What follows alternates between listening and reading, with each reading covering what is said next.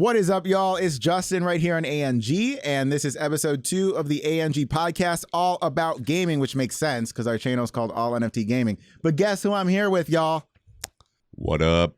Yes, sir. It's Spizzo in the house. Literally my house. We're Literally. neighbors. Literally. We live next door. I can yell at you from my window. You can yell at me from your window. I still loved when you moved up and you were like, what are you doing right now? It's like, I'm on my balcony, and you hung up on me. And I was like, that was rude. And I don't know, a couple minutes later, you just popped out from below me. Like, what up? We're neighbors now, bitch. And just left.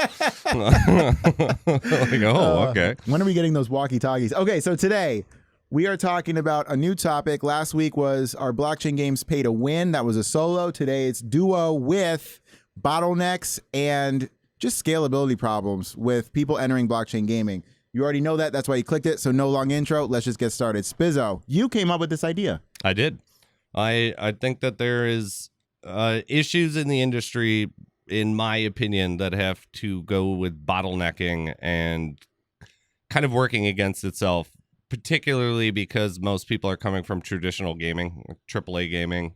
Yes. So the bottlenecks in AAA gaming, I feel like, are at best do you have a computer, which is a fine bottleneck because that would be expected. And then what kind of console do you have? The only bottleneck is literally, do you have a PlayStation or do you have an Xbox? Right. But it is also changing in that industry with crossplay becoming more and more rampant, more and more standard, like protocol for everything in AAA gaming. And of course, the huge debates that come with that, with auto aim for controllers against the PC users who have apparently the superior hand-eye coordination using mouse, blah, blah, blah. I know that's huge in Apex, at least. Yeah. Do you think that there's because I don't do a lot of AAA gaming anymore. Yeah. And I used to do PC gaming primarily, and then eventually switched to consoles for a very long time. And when I got back into PC gaming, I got into blockchain gaming. Mm-hmm. So I really haven't done a lot of gaming on the computer based on that. But do you actually find, because you do play on console? Yes. Do you think that there is an advantage to having a controller as opposed to the mouse, with the aim assist? What is? Well, one of the things I'll respond with there in terms of this episode of Bottlenecks is that I am not somebody who plays PC games very much at all, except for something that requires a mouse and keyboard, like, for example, StarCraft 2 or something like that. We used to play StarCraft back in the day, hella all day. Hell yeah. But it was actually blockchain and NFTs that I'd already been involved in that industry for years that got me into blockchain gaming, which is predominantly PC gaming.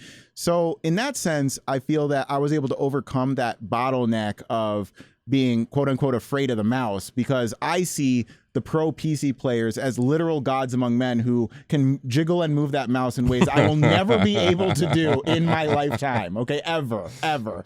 Now, consoles, I see that as more of a recreational thing. Yes, of course, there's console pro leagues and all these other things, right? But the fact that I can pick up a device specifically made for gaming, press on, the game is launching, I'm in it. You're good. There's no error messages of Windows error 32, sound card broken, blah, blah, blah. It's just very smooth. Yeah, other than red rings. So I would actually say that one of the first bottlenecks for blockchain gaming is breaking into console. Yeah. Because it's so gate-kept by the big companies with Microsoft and Sony. Yeah. I mean, do you think that there are, because I've heard of a bunch of blockchain games saying that they were going to be on console, but I'm very weary of that whole mentality, just because I don't believe you. I just don't believe it at this point in time. It's not like the fact that I don't think you can't do it. It's just, I don't believe that it's going to come out on there. Well, you're right. You're touching on the gatekeeping and permissioned nature of console gaming being, in order to get popular on the console, you really need the blessing of the company that produces the consoles. And so when you're a blockchain game company making promises saying, we're definitely going on console, then in the back of your head, Microsoft has to say yes to that. Sony has to say yes to that. If there's no press releases about that, sus. Yeah. So one example, though, I think of a company that's that's trying hard and doing their best to make this happen is Stormright, which we actually just made a video about. We did. You saw it because you made it. I made, yep. I do recall doing that work. Yeah. And Stormright said that they're moving to console for a blockchain game, but there's a caveat being that the console version is a free-to-play non-digital asset version, and the blockchain mechanics are being restricted to the PC version for now. That makes a lot more sense to me, in all honesty, because you would have to have in my opinion, a huge overhaul of the entire industry and marketplace itself in the console. Like, Xbox has its store, PlayStation has its store. They would have to integrate some form of hosting NFTs or hosting crypto in some way for that to really make sense on a console, in my opinion, because let's say it did have all of those things. Okay. And it launches and it comes out on PlayStation. How do I get them? Where do they go? Like, if I found an NFT in a game, what happens with that? How does that even work? Because there's no wallet. That's a good question. So you have to revamp a lot of stuff for it to make sense. And you would have to have some kind of companion interface so that you could manage your digital assets with your wallet that's probably mobile or browser based in order to manage all of your NFTs and stuff, which introduces another bottleneck, which is what we're talking about right now. Literally. It's no longer just pick up controller, press go. It can't Now be. you have to deal with your console and your PC or your browser or your mobile device to manage all of your assets, because it would require a lot of permission from Microsoft to have in-console NFT managers. And I don't want Microsoft in charge of my wallet, because that it wouldn't work just like a regular wallet. It would be like, it's our wallet. And so it's like, at any point in time, they could be like, well, no, you can't take your money out right now. Like, no, you can't do it. It's Microsoft. True. A lot of unknown variables there. But yeah, I know that eventually it will happen, because I think that the home consoles will eventually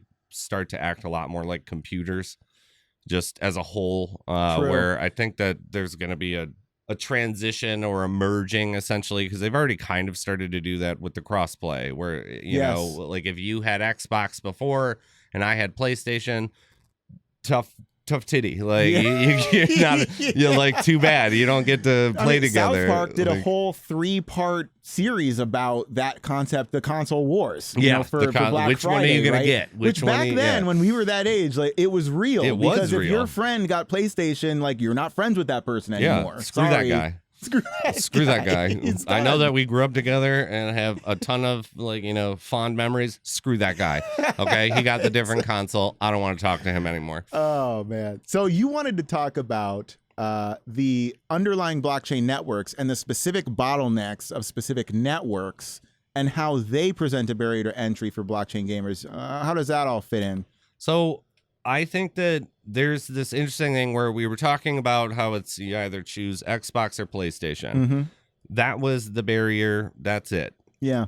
In blockchain gaming, it feels that you have to not only align yourself with a actual chain, you have to hope that there's other options in that chain, or you're going to end up with, thank God MetaMask is around that can condense all these things. But if you weren't using MetaMask, it's like, how many wallets do you have? If you play 5 games, you may need 5 wallets.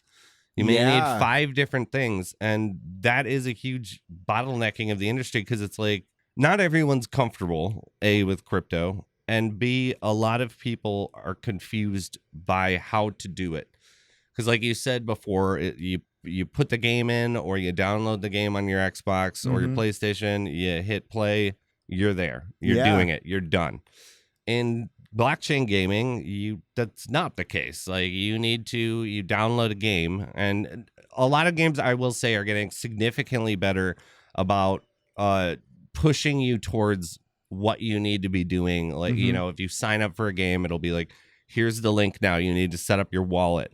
Once you've set up your wallet, you can link it to the game. This is how you do it. They're making it a little bit easier, but at the same time, even like I find it exhausting if I own a non-digital copy of a game and I want to put it into the Xbox or the play. Like, oh, never mind. I'm not going to play it. Like, that's so true. It's like 2 seconds of my time, but that's enough for me to be like, never mind about this Honestly, thing. you're right, because so many hours, so many hundreds of hours of Halo 3 for me was just the fact that I didn't want to eject the dang disc from the friggin' device. Yeah. And I just wanted to just sit in my bed and not have to get up. It's Halo again today. 100%. And I'm not complaining about that. Halo's a great game.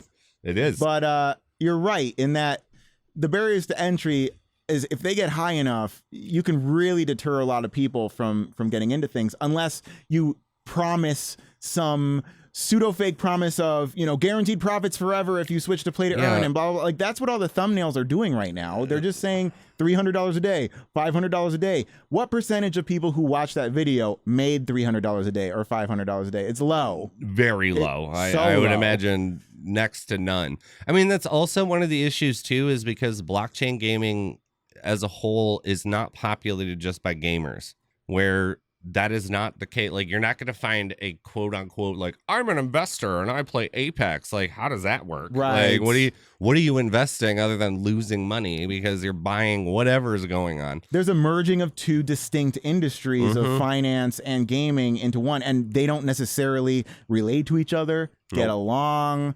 You know, especially in the developer group, you'll have that the developer group is also split within their teams of people that want to monetize the most possible and give the most token utility possible and forget about the quality of the game, most tokenomics possible. And then you have the other half of the team that wants to make a really good game that's actually good. Yeah. And so I feel for some of these CEOs that are just caught in the middle of this. Like, you know? I don't know what to do right now, but, you know, thumbs up for everything that was said. Yeah. Like, I one of the big things too in the industry is the idea that even if you become comfortable with one, like, so let's say I know there are a lot of Lost Relics players that I have talked to and helped with them having wallet issues or, you know, like, because the tubes get clogged. Yeah, the internet's a series of tubes. You know, everybody knows it's not a truck. You can't just throw dump things on it. You can't just throw things on it, okay? Like, so it's a series of tubes, as we all know, and the tubes can get clogged. Yeah. And there'll be a lot of people that, you know, even though I do think the engine wallet's very simplistic and is actually pretty user-friendly, like, you know, as long as you give it a good look over, I feel like it's generally there. But the idea that that's still difficult for a lot of people. I've spoken with a lot of them that they have issues, you know, just dealing with the wallet. And so let's say that you wanted to play like War Riders. Yeah. If I've set up my engine like account, here we go again. I now have you need MetaMask. Now you need Ethereum. Now you need a whole thing. Yeah, you need to do all this stuff. And so I understand it's the nature of the beast of blockchain, but at the same time, the fragmented or segmented gaming companies that are built into blockchain, you know, like the Polygon games, like you have Rev Racing, absolutely, where you have engine games like Lost Relics or the Six Dragons, or Gala games like Spider Tanks and Mirandus and stuff.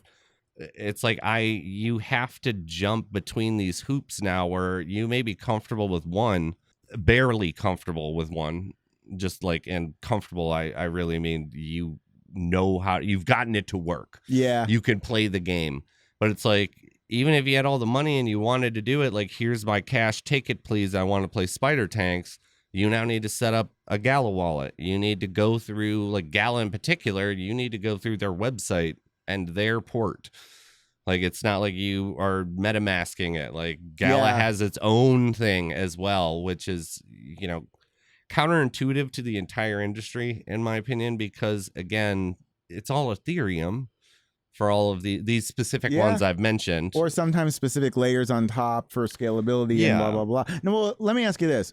Do you equate the concept of having to integrate with all these different wallets and blockchains and ecosystems with having many different, for example, consoles in your house in, you know, the early 2000s, where in order to play your top favorite 5 games, you need you need a Dreamcast, and you need a Genesis, and you need a GameCube, and you need an Xbox, and, you know, I mean, it just seems overwhelming, at first, but do you think that the end game for this is interoperability between chains, or do you see the end game as one chain literally vacuuming up and grasping a hold of the overall gaming industry and then moving forward from there? Do you think that gamers are willing to put up with the bottleneck of having to deal with different networks, or do you think that this is just going to be the way it is?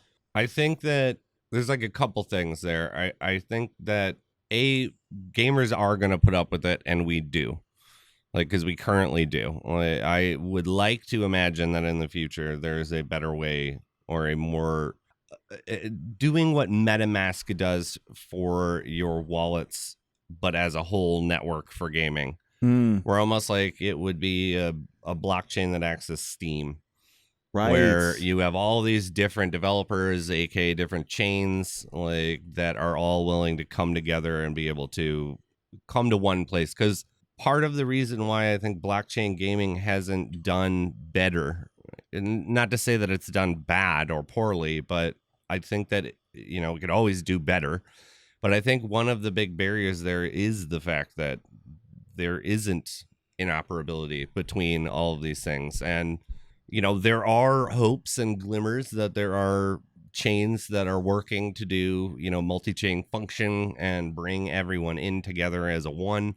Like Efinity is one that I've, if I say with a weary heart, if they actually deliver what they claim that they're going to do, then it's going to be great, because, it's a hub for everyone. It doesn't matter what chain you're on.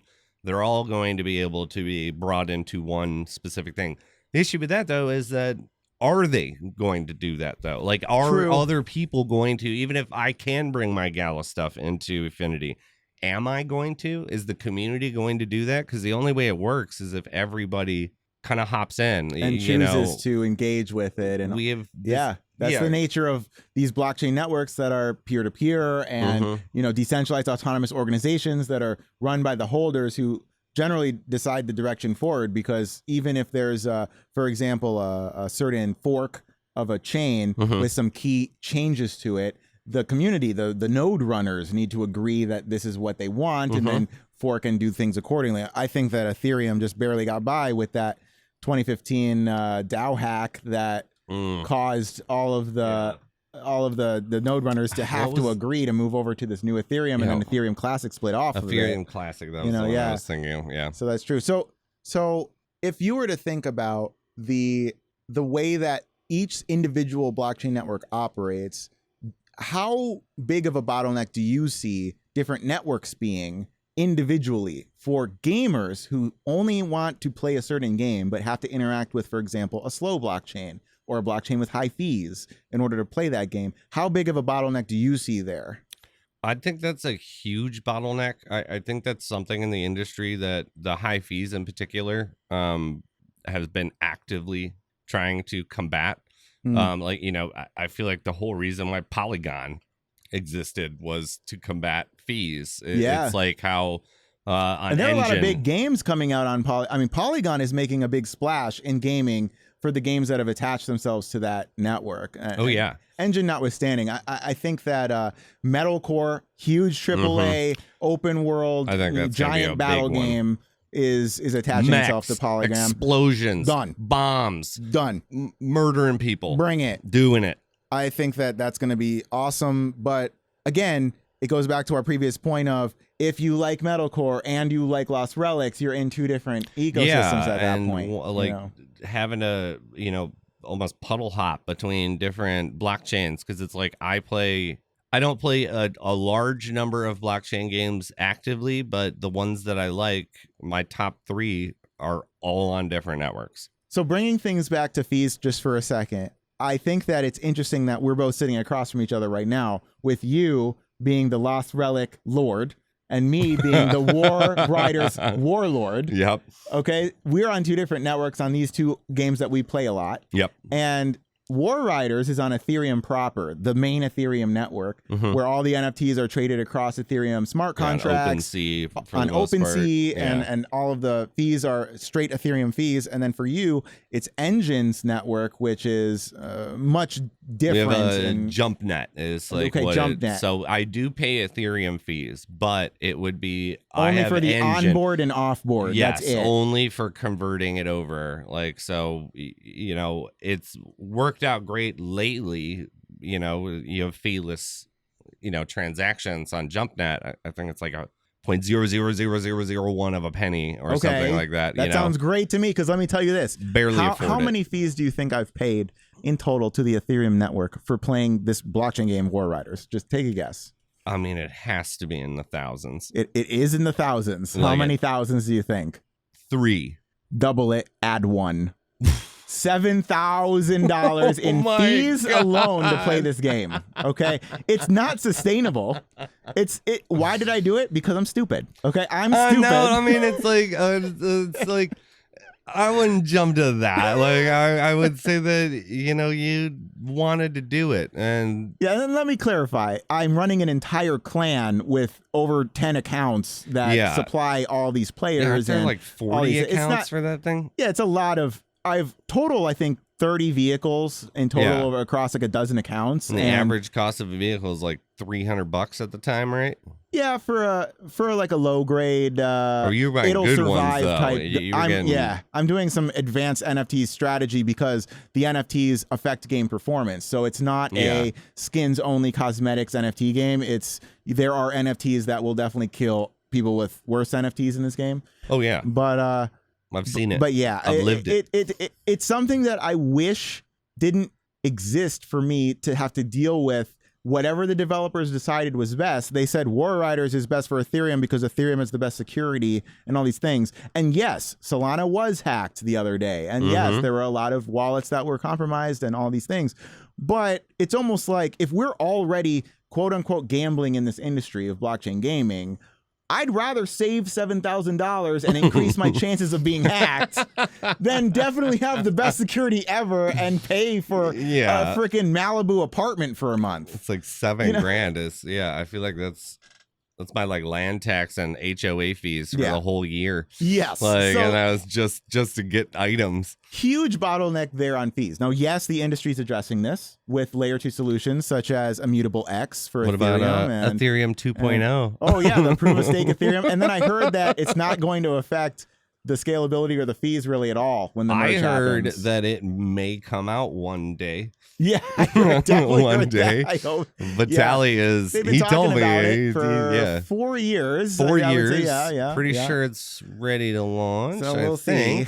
But it is what it is. I mean, what are the other types of bottlenecks that you think are glaring over the blockchain gaming industry? I think one of the ones you kind of touched on with bringing up War Riders is a big bottleneck, in my opinion, is the perception or straight up reality of pay to win.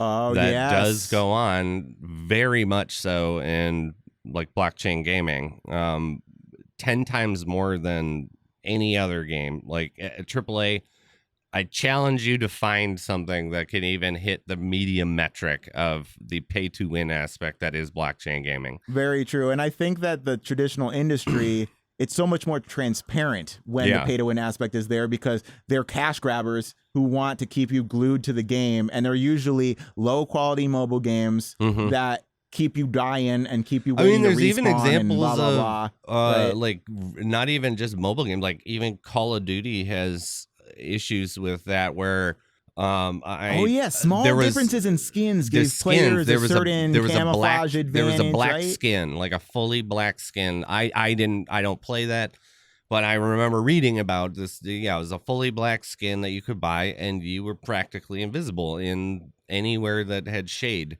And so it's like you just hide in a corner. What was that Mortal Kombat character called? Noob Saibot. Yeah, Noob Saibot. Right, yeah, exactly. Literally though, that's what you look like. And you know, if you paid I don't know what it was, I assume like $15 to get this skin, you then have a distinct advantage over other. It was like the other one in Call of Duty as well that I know that people were complaining about was a spray of a character aiming. Oh, and really? so they would go to the top of the stairs and they would spray it at the end of the hallway. Yeah. So when you would come up to the top of the stairs, you would see someone standing, looking like they're getting ready to shoot you. Really? And so they would shoot that thing, and the other player would be next to it. So like, ha ha ha. You just straight got miraged in that case. Yeah. So it's like you're purchasing an ability in Apex. Yes, but that nobody else has. But, like, I know that you can earn it at some point, I think now. But when it originally came out, I was told that you had to pay for it, and people would literally just fill a room. They would put 3 of them against the wall, and people would come in and try to spray and kill the sprays. But would you concede that it's probably not intentional from the developers to have that actually be the byproduct of those products, or do you think that it was on purpose? I don't think it was like on purpose in the sense of maliciousness, but I do think if a developer is going to try to claim that wasn't going to happen, you're dumb. Like, you're like, I mean, how would it not? Like, we're going to make a noob Cybot skin, and you don't expect people to take advantage and hide in the shadows. Like, I mean, come on. Like, and then how long did it stay in the game after it was discovered that this advantage existed? Probably a while. Probably a while. That'll be my guess. I mean, knowing AAA gaming, it was like, we'll get to that next year. Like, don't worry. Just yeah. We plan on making an announcement that will contain a teaser that will give you a hint of a clue of when we're going to fix it. But before we fix that, we're going to put Godzilla and King Kong in the game. And we're going to raise the price of loot boxes. That's right. And loot boxes. Loot boxes, loot boxes, loot boxes. Oh my God. So to get more deep down into the concept of your reaction to pay to win in blockchain games, you sound like you agree that pay to win exists in blockchain games. First, 100%. Okay, so I talked about War Riders last week.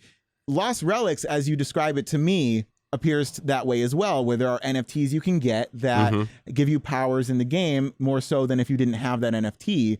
So what was one example you gave me? The leeching health NFT. Yeah, the Arcur's Ring of Revenge what's up with that? I got. So for anyone who doesn't know, Arcur's Ring of Revenge is you can't find it anymore. There's only 91 of them in the game. And what it does is any enemy you see or comes into close enough proximity of you, which is pretty much your whole view of the screen, will take 100 damage per second that will be given to you in health.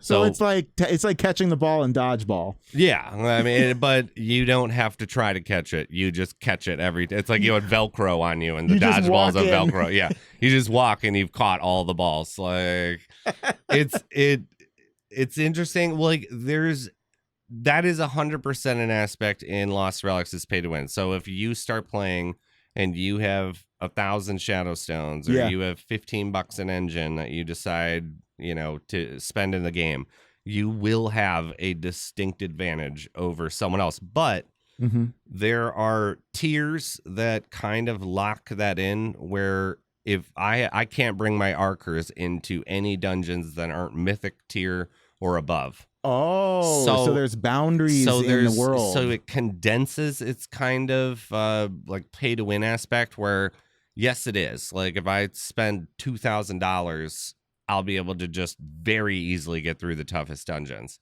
But I can't bring those into an epic dungeon or a rare dungeon or an uncommon dungeon. I have to use that gear. So in Lost Relics in particular, it would be like myself, is I have good items for every tier. I don't use most of the lower items because I prefer to do the higher end dungeons. But bounties will, like these weekly challenges that you have to do will bring you into lower tier dungeons. Okay. And so I have a pay to win aspect because I own good NFTs in the uncommon dungeons, let's say, or the rare dungeons.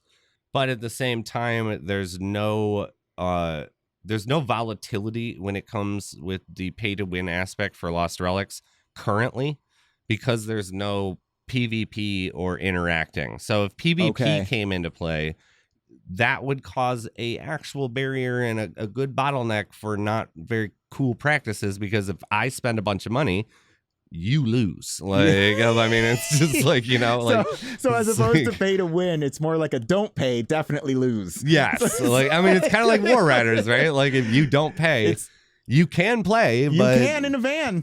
But Lost Relics is not, the entire experience isn't based on that. Where if you don't pay money into Lost Relics, you will still really enjoy it if you like that game. For sure. If you don't pay money into War Riders and you really enjoy that game, you can't really enjoy that game Unless you get into a clan that can give you equipment for free. Unless you have like then Sherpas. You don't have to pay at all. Yeah. But okay, so as somebody who discovered War Riders a while back, and I really actually love the game, even though it clearly has pay to win aspects. I played all the time. I quit playing all my console games to play that game.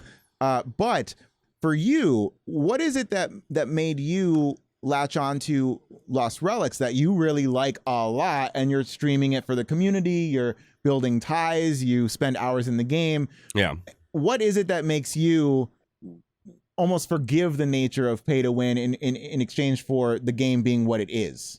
I feel like the biggest thing is the style of game, because I've always, like, Diablo has been something that I've a day one for Diablo, like way back in the day. I don't know, 94 or whenever it came out.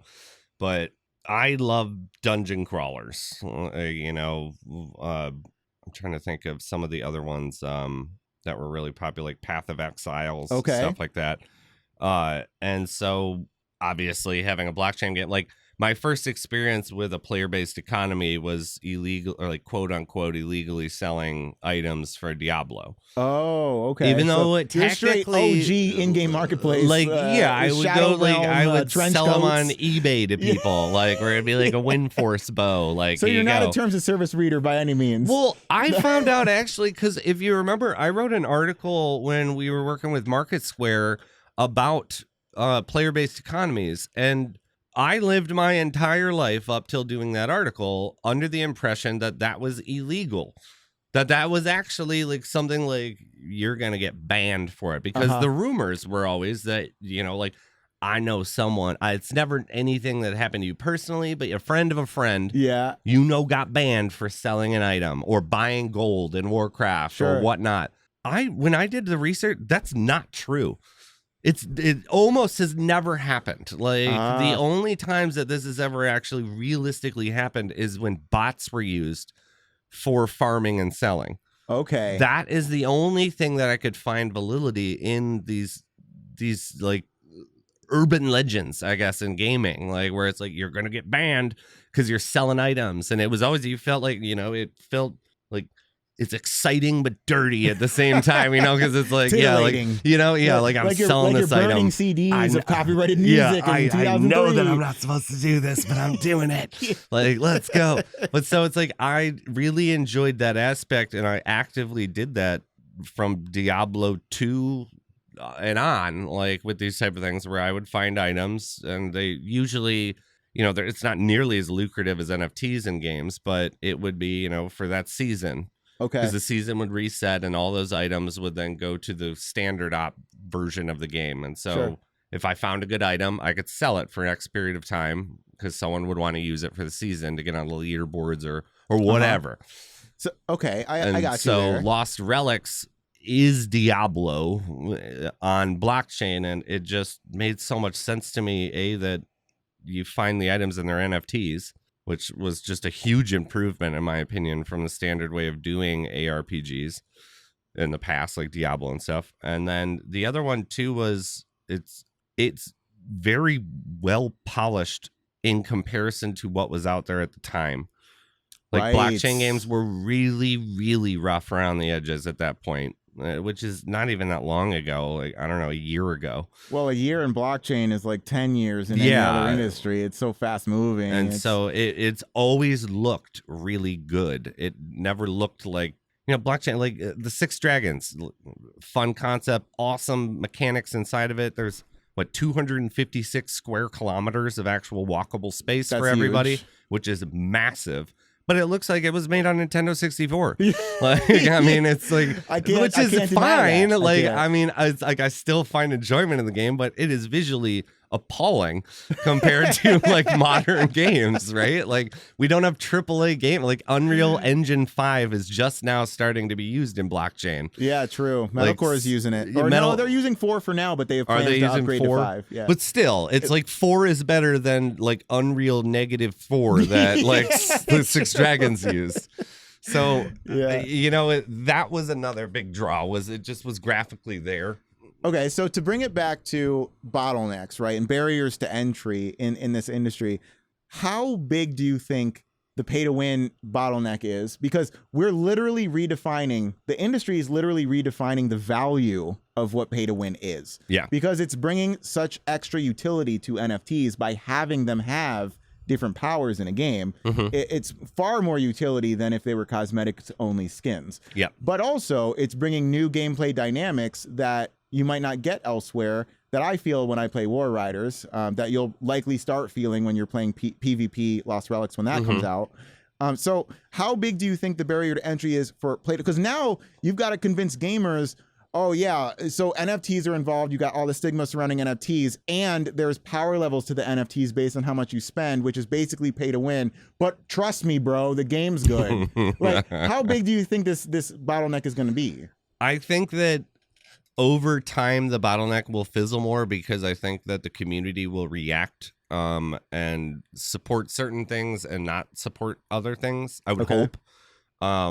Where, you know, you have games that, because the thing that sucks in the industry currently is that when we're talking about bottlenecks with entry level or NFT usage and use cases for things, one of the biggest things is there's a huge issue in the industry currently that people will developers will release NFT cash grabs, I guess is the best way to describe it, where I'm going to sell like Mirandus. Like Mirandus launched, I tried the beta out. It was horrendous. Like, you know, I own some NFTs in Mirandus. You know, I'm not saying Mirandus is a bad game. I'm saying that their beta launch was bad. Like, I challenge and argue with anybody who begs to differ on that one. But I'm not going to beg to differ on that one on this podcast. But it's like they also then will, you know, they had this really bad reception for their beta release where it was crashing constantly.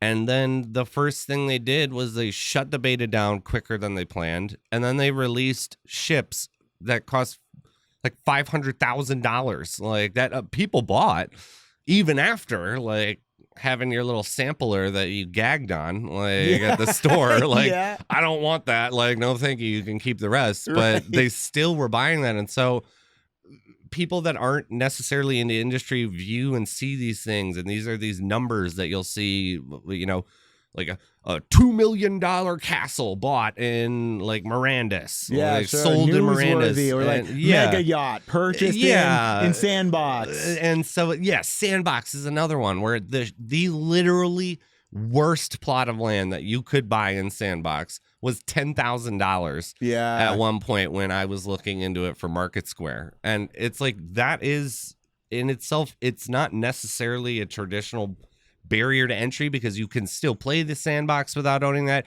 You can still do Mirandus without owning those things.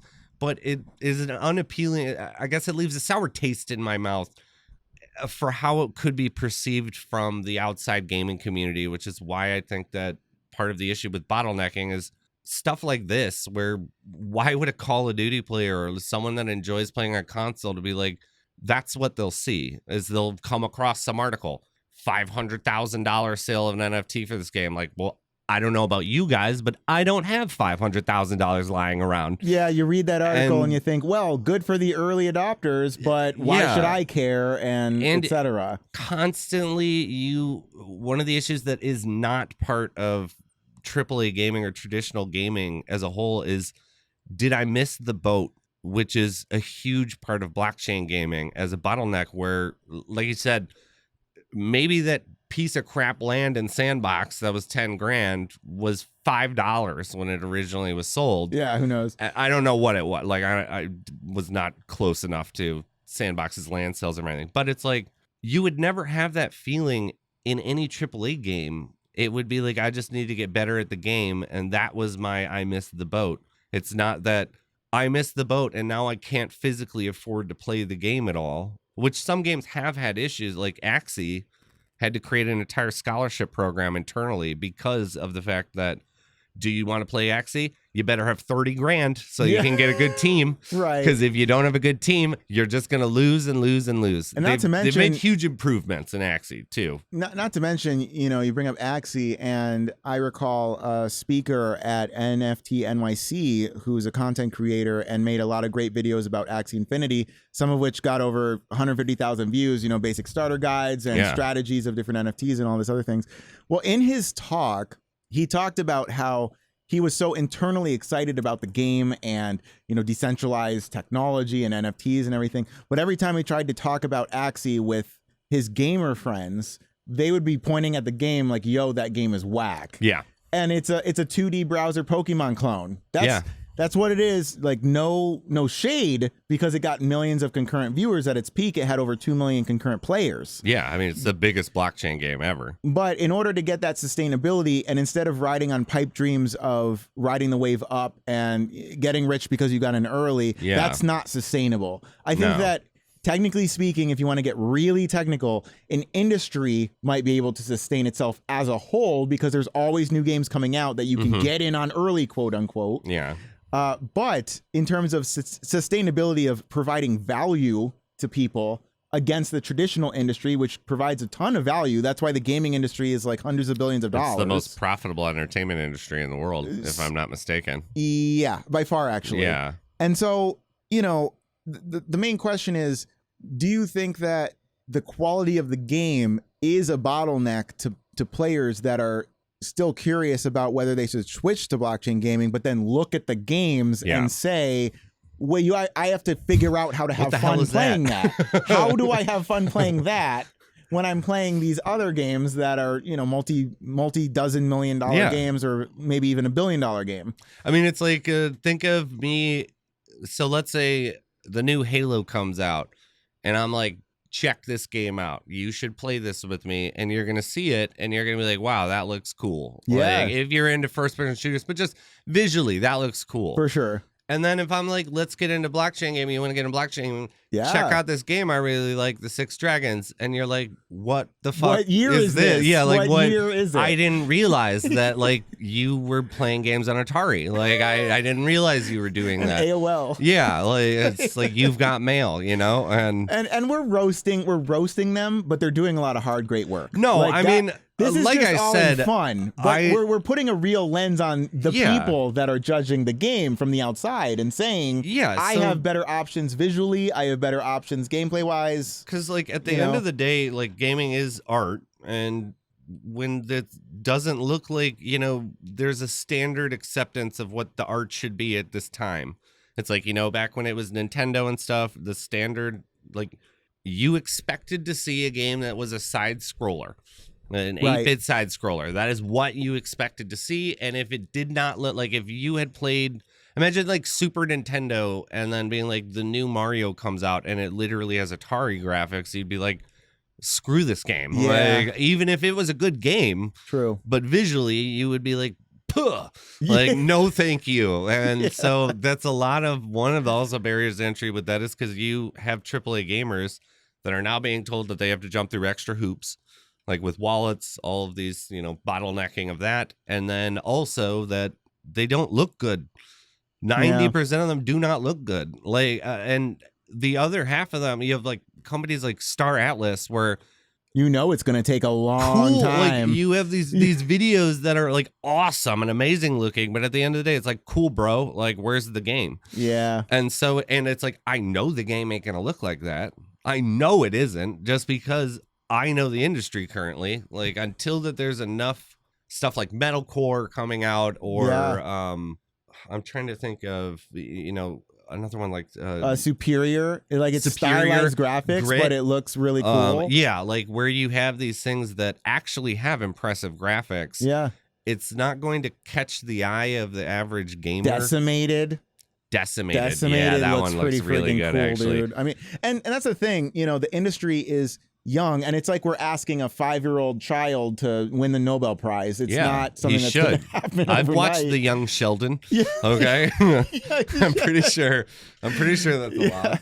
But I think that within the next couple of years, we're going to see some pretty fierce competition, at least graphically and gameplay wise, where it's harder and harder to tell the difference between a blockchain game and a traditional game. But for now, we kind of have to just wait and see what happens. And we talk a lot about these upcoming games on our channel. Yeah. And I mean, that's kind of the nice thing too, because I feel like we'll be able to judge a little bit more of the growth of the industry as a whole for blockchain gaming once a lot of these better graphic games come out. Because like I said, I do really think that there's quite a few current blockchain games that you could play that people would have a lot of fun with, but because it doesn't look as good as a console game or a traditional PC game, it's like there's this subconscious thing in, I feel like, a large section of the community of AAA gaming where it's like, I don't even want to entertain or think about it because look at it. Okay, so you bring up a really good point, and I want to ask you this question because I think about it too, like all the time. Do you feel that, given the current state of the blockchain gaming industry, there are groups of people that really shouldn't even be concerning themselves with blockchain gaming yet because they already know what their standards are and they already know what they're willing to, look at?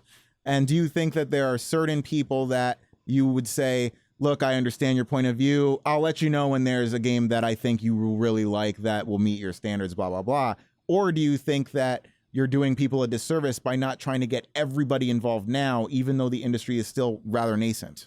I feel like it's kind of like a double-edged knife, right? Yeah. Where I agree.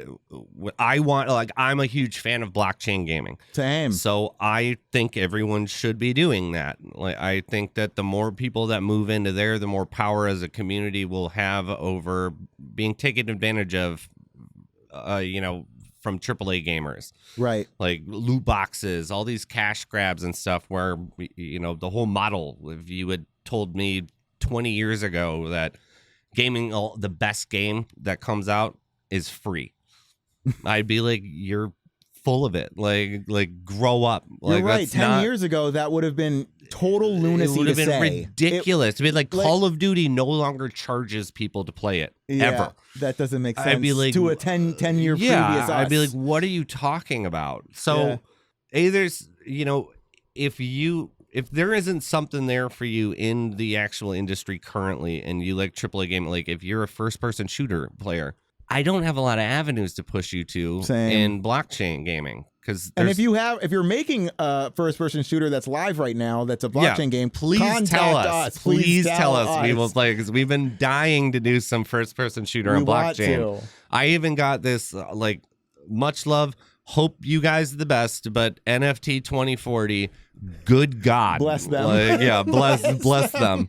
But good God, that was very rough around the edges. I will say that. I feel like I used to make maps and shit in Counter-Strike. I feel like it would take an afternoon to make a little bit of a better situation I think in that one. Their best strategy is to embrace the nostalgia up front and saying, hey, remember 20 years ago when you played GoldenEye in your living room? This game is tried and true like that. It looks just like on that. To be better than Six that. Dragons is in the background, like, yeah, boy, get it, buddy. Tell it how it is, brother. Oh man. But yeah, so I will always say that, don't go into it unless you like a game, because I also don't judge. If the game's good, I don't care what chain it's on. Okay, that's a great statement to make. It's like the game is first, in my opinion, and one of the biggest turnoffs is if I think that there's NFT cash grabbing going on. But I don't care what network you're on. If the game is good, that's all that really matters to me. Even if their earning metrics aren't great. That would be something that I care about. Yes. I don't care what chain it's on, as long as I'm not paying $7,000 to an extent, fees. Yeah. If I'm going to go get one NFT and it's like, congratulations, to buy this $5 item, it's going to cost you $68. Like, because the gas fees, then like hard pass. But it's like, Gala, I have issues with some of the bottlenecking that Gala does with it forcing you into their centralized way of doing things, because the Gala token obviously you can have in your wallet and that's not centralized, but to buy anything from Gala and use their shop, I have to integrate into your centralized hub. So it effectively defeats the purpose, in my opinion, of blockchain, because I'm trying to get away from that. Right. And so you do have things like that. But at the same time, too, even though Gala, I've not had the most fluid, I guess, experience, I would say, for being able to just put money on the wallet, integrate it, and buy an item. I will also say, though, that they have some really good games. Like Town Star is extremely popular. Yeah, it is. Spider Tanks is one of the first blockchain-based games that I think has a real crack at being MOBA. An esports game. For sure. Like, absolutely. And it looks good, dude. And it looks very good. And, you know, we roast, but there are tons of games that look great. We just want them to be in a more playable state than they are now, which is nothing against the teams. We're just saying that the traditional industry is rife with teams that promise XYZ and then delay or don't deliver, or the final game looks whack, or like Cyberpunk is the highest example. Cyberpunk. But you know, it's more about that was a dumpster fire when that came out. Here's what I'm trying to say is that the barriers and the bottlenecks of trust, I think, is a big issue in this industry, because you're combining the trust you have to give to the blockchain industry to deliver life-changing technology, which the majority of the mainstream still hasn't quite seen yet and isn't quite convinced of yet. No. And I'm not gonna you know, refute or debate that too much. There are clear examples that it's working, but you know, the trust you have to give to that industry, with also combining the trust you have to give to the gaming industry, which has been known to let down gamers time and time again. In many cases. Like, never happened. Okay. Never happened, dude. Nope. Not I don't know what you're talking about, okay? You're out of your mind right now. Who's paying you to say that right now? No, give me some of that money. I'll agree with you. Give me some of that money. Yeah, no. EA's money went through, so we're good. Yeah, okay, I don't know what you're talking about, dude. All right, so just to wrap this whole thing together, we talked a lot about the problems. We talked a lot about the challenges in the industry, the bottlenecks, things that gamers have to overcome, as well as game developing houses. We talked about how individual blockchain networks can be a bottleneck. Just the notion of dealing with many different blockchains at once to play your favorite games can be a bottleneck. We talked about how the concept of pay to win can be a bottleneck, and even just the general sentiment of NFTs themselves and how people don't get these dumb monkey JPEGs, and there's a stigma there. That's a bottleneck right there. There's all these bottlenecks. You don't say that about crypto apes, okay? You don't talk like that, okay? You don't say that. I'm kind of gonna say it. I'm 4 years deep in the industry, and I think those ape JPEGs are kind of dumb. I do too. I don't get it, but you know, teach their own. So to wrap this all $500,000, you know, how much hope do you think there is for mass adoption of this industry? Do you think that gamers will adapt to the industry in its current state, or do you think that the industry itself has a long way to go to cater to gamers and get them over these hurdles and bottlenecks? I think it's an interesting word. I think that there are going to always be hurdles with blockchain gaming, but they're due to the fact that, you know, there's earning metrics and there's real world money, and the fact that NFTs are NFTs. You know, you have to have an extra hurdle, because how could anyone play without a wallet? How would that work at all? Right. But I do think as the industry evolves in gaming in general, I think that we're going to see more and more centralized versions of NFT and blockchain technology being integrated into AAA gaming developers. Like, so by centralized, you mean things like the Coinbase model, where the crypto is still decentralized, but the custody holder is centralized. Yeah. So it would be, you know, you have to go through Microsoft's. Sure. What it's like how Gala does, where it's like you can get tokens. Yeah. But and the tokens are decentralized. They are decentralized, but to spend them, come on back to the centralized hub over here, and like, yay, blockchain somehow with that whole mentality.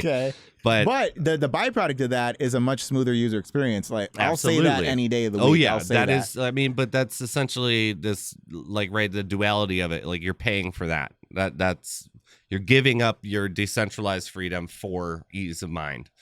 Or ease of that, you know, or how easy the UI is for something. But I do think that as more and more high quality visually games come out in blockchain, we're going to have more and more of the AAA community spilling into the blockchain community. And if someone can crack an actual way to do a blockchain game on console, That would be huge. You'll I'd be very into that. Explode, I think, the industry. Yeah. I don't know how they would be able to do that easily without working heavily with the actual manufacturer. Yeah. Like Sony or Microsoft. Right. But, you know, if someone can do that, I do think that I'm extremely hopeful, I guess, at the end of the day, because either more and more people will come and adopt into the traditional blockchain gaming space as we know it currently, or the AAA big boys are going to start playing more in and dabbling more in that field. Well said. Very well said. Well, Stormright, we're cheering for you out there. Yeah, I hope that it works. We want to see you on consoles. I think that maybe someday you can figure out how to get the NFTs onto the consoles, but it will baby steps, right? Yeah, baby steps. Metalcore, good luck to y'all. We heard that the open world alpha is coming September, and then Grit, a battle royale set in the Wild West, that's right, is coming out soon. That's from Gala. Is that a Gala one? Oh yeah, that's a Gala for sure. That's coming out soon, so we're going to be engaging in all kinds of gaming right here on All NFT Gaming. I'd like to thank Spizzo for being on the channel he owns. You're welcome. I'm Justin, and this is All NFT Gaming. Subscribe if you want more episodes, and please continue to watch all the episodes because it helps the watch time, helps the algo, and helps us get more subscribers. Thanks to all the community out there who's helping us out and making it super pimp up in here. And we will see you all next time. Bye. Deuces.